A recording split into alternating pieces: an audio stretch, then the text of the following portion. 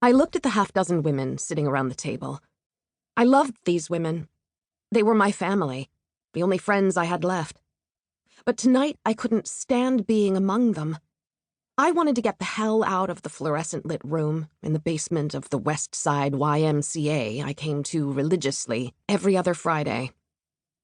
We were members of a club nobody wants to join, the Barren Women's Club. We weren't called that, of course.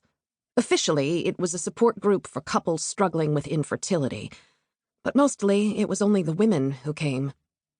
Today it was just a few of us. You had to be really desperate to show up on Good Friday.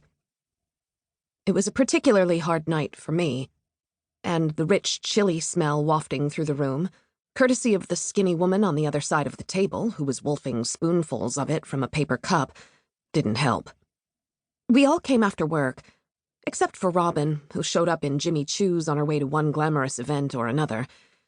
But if you had to bring food to this windowless, pain-soaked room, couldn't you at least pick something less odorous? I usually had a bottle of water or juice. On the rare occasions I needed a boost, I'd pick up a latte at the Starbucks across the street. We went around the table, sharing our stories and catching up with each other's progress. When my turn came, I took a deep breath and settled my gaze on Angie, a petite woman with a mane of brown hair and a big laugh, who was sitting across from me. Her warm, fuzzy personality endeared her to you instantaneously, making you feel at once cozy and invigorated, like a good cup of coffee. The two of us had been coming here the longest, nearly 4 years. Our odds had been much better back then. She was 39 now, and I had just turned 38. Angie was my hero. She was single, trying on her own with donor sperm.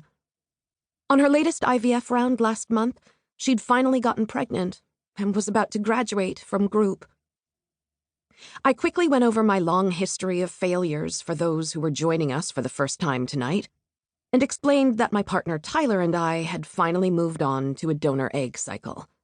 It was a huge emotional and financial plunge, but we'd exhausted all other options. The whole point of using a young woman's eggs was that they would be better than my own.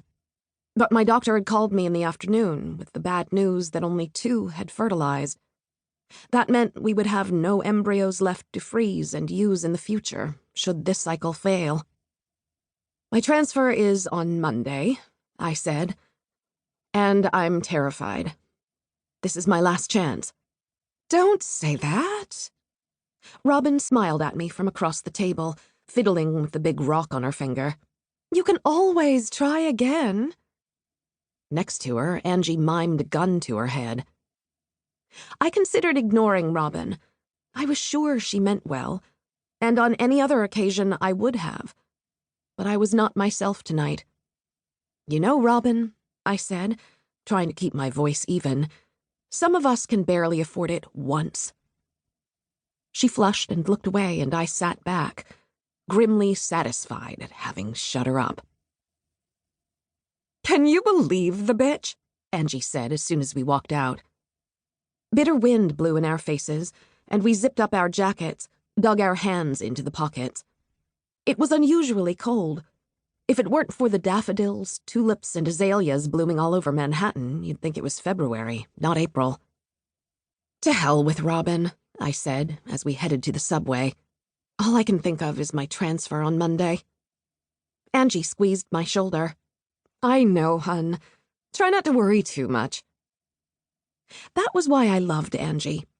She knew better than to say something stupid like, don't worry. Because of course I would worry. I'd have to be made of stone not to worry after 3 miscarriages and 8 IVFs. Angie and I boarded the train at Lincoln Center and sat down across from a woman with a stroller. I waved to the toddler girl, who leaned over the bar to check us out. Her hair was braided and pulled up in a fluffy bun, fastened with a pink ribbon. She's adorable, I said to her mother, before turning back to Angie. Why don't we go get a drink? She said. My doc told me a glass of wine doesn't hurt and can help you relax. I can't. Tyler's waiting for me. And I still have work to do. The little girl was getting fussy, kicking her chunky legs. Her mother unbuckled her and sat her down on her lap. She had on a pink dress and matching shoes. I smiled, waved at her again. She stared at me with her big brown eyes before finally giving me a grin. My whole body seemed to relax, all the tension draining away.